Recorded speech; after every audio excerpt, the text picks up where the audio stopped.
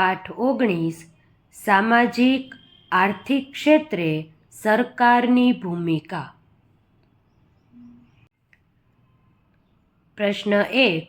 શ્વેત ક્રાંતિ કોની સાથે સંબંધ ધરાવે છે? દૂત. આપણા દેશે કઈ શાસન પદ્ધતિ અપનાવી છે? લોકશાહી.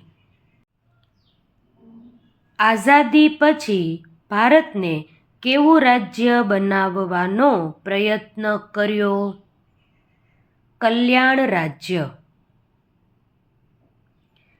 દેશના સમાન વિકાસ માટે કયું ક્ષેત્ર આધારસ્તંભ બને છે?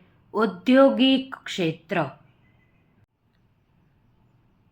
આઝાદી બાદ દરેક ગામમાં કયું સ્વપ્ન મહદ અંશે સિદ્ધ થયું છે? શાળા બનાવવાનું. રસ્તા પર વાહન ચાલકે ઝીબ્રા ક્રોસિંગ ક્રોસ કરતા પહેલા કોને પ્રથમ પસાર થવા દેવા જોઈએ? રાહદારીઓને.